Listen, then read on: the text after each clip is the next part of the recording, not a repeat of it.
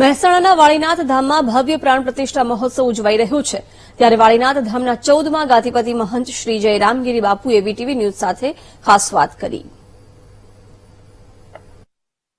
માલધારી સમાજના આસ્થાના કેન્દ્ર તરફ વાળીનાથ ધામ ખાતે અત્યારે પ્રાણ પ્રતિષ્ઠા મહોત્સવ ચાલી રહ્યો છે। પ્રાણ પ્રતિષ્ઠા મહોત્સવમાં લાખોના ભક્તો જે ઉમટી પડ્યા છે મહાદેવના દર્શન માટે। આપણી સાથે મંદિરના ગાદીપતિ જયરામગીરી બાપુ જોડાઈ ગયા છે। આપણે તેમની સાથે સીધી વાત કરીશું। બાપુ, શું કહેશો, જે ગુજરાતમાં બીજા નંબરનું જે ભવ્ય શિવધામ બની રહ્યું છે, કોનો વિચાર હતો અને કેવી રીતે આ પરિપૂર્ણ થયું?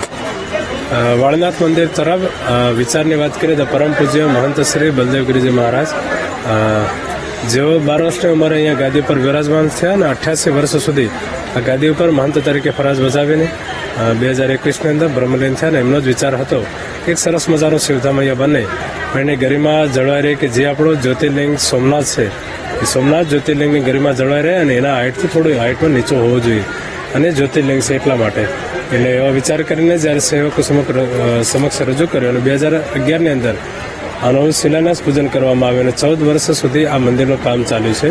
અને વાત કરીએ આ મંદિરની તો 1,45,050 ઘનફૂટથી પણ વધારે આમાં પથ્થર વપરાણો છે। અલગ અલગ રાજ્યોના કારીગરોમાં કામ કરી રહ્યા હતા, એ રાજસ્થાન હોય, ઓરિસ્સા હોય, બંગાળ હોય, અલગ અલગ રાજ્યોના કારીગરોમાં કામ કર્યું છે। અને આ મંદિરની હાઇટ આપ 100 ફૂટની હાઇટ છે અને એનો ઘેરાવો જે છે એનો ઘેરાવો સોમનાથ મંદિર કરતાં પણ અત્યારે વધારે છે, પણ જે હાઇટની જે ગરિમા છે એ હાઇટની ગરિમા જળવાઈ રહે એના માટે પૂજ્ય બાપુનો ભાવ હતો અને આજે આ શિવધામ તૈયાર થઈ ચૂક્યું છે અને 22 મે અને પ્રતિષ્ઠા થવા જઈ રહી છે। બાપુ, એક કહેવત છે કે જે 900 વર્ષ જૂની જે ધૂણી છે ને જે રેમી કોળી અને લાટકી જે વાસળીના વંશજો જ્યાં સુધી અહીંયા રહેશે ત્યાં સુધી આ જગ્યાનો પ્રભાવ રહેશે, તેના વિશે શું કહેશું? 900 વર્ષ જૂની આ પરંપરા વાળીનાથ મંદિર અને આ 900 વર્ષ જૂની પરંપરામાં જ્યારે પરમ પૂજ્ય આદ્ય સ્થાપક વિરમગીરીજી મહારાજ અહીંયા ઉપાસના માટે આવેલા અને વર્ષો સુધી અહીંયા ઉપાસના કરીને અહીંયા આપ મૂર્તિઓ જોઈ શકો છો, સ્વયંભૂ મૂર્તિઓ છે અને એ ટાઈમે એમને ગાય અર્પણ કરવામાં આવેલી અને ઘોડી અર્પણ કરવામાં આવેલી અને પૂજ્ય બાપુનો આદેશ હતો કે જ્યાર સુધી આનો વંશવેલો આ મંદિરમાં ચાલશે ત્યાર સુધી આ મંદિરનો ખૂબ પ્રગતિ થશે અને વંશવેલો આજે પણ ચાલી રહ્યો છે। 300થી વધુ ગાય અત્યારે વર્તમાનમાં અહીંયા છે અને લગભગ 15 ઘોડીઓ પણ અહીંયા રોજ સેવા થાય છે। અને અન્ય ક્ષેત્રની વાત કરીએ તો 900 વર્ષથી જ આ પરંપરામાં અન્ય ક્ષેત્રોનો પણ મહિમા રહ્યો છે અને એ ટાઈમથી અન્ય ક્ષેત્ર પણ ચાલી રહ્યો છે। અદ્યતન અન્ય ક્ષેત્ર અત્યારે વર્તમાન બની ચૂક્યું છે અને એની કેપેસિટીની વાત કરીએ તો એક સાથે લગભગ 4000 માણસો જમી શકે એવડો મોટો અન્નપૂર્ણા ભવન પણ આપણે અહીંયા બનાવી છે।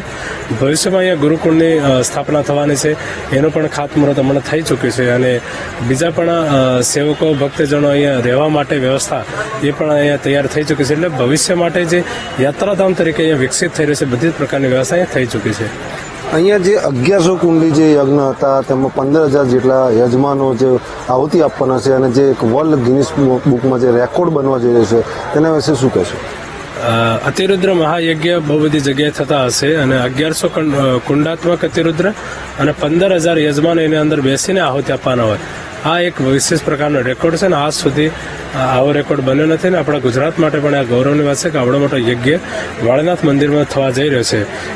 એનું મહત્વ એટલા માટે વધારે છે, આખા ગુજરાતમાંથી અલગ અલગ જગ્યાથી યજમાનો આવ્યા છે, એ ઉત્તર ગુજરાત હોય, દક્ષિણ ગુજરાત હોય, કચ્છ હોય, બધા અલગ અલગ જગ્યાથી યજમાનો આવીને અને અંદર આહુતિ આપવાના છે, એટલે મોટા પ્રકારનો રેકોર્ડ એટલા માટે છે।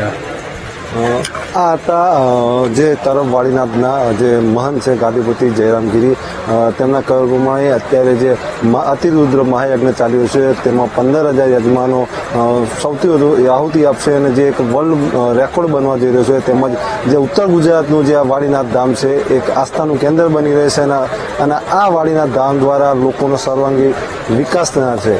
વિશાખ પટેલ, વીટીવી ન્યૂઝ।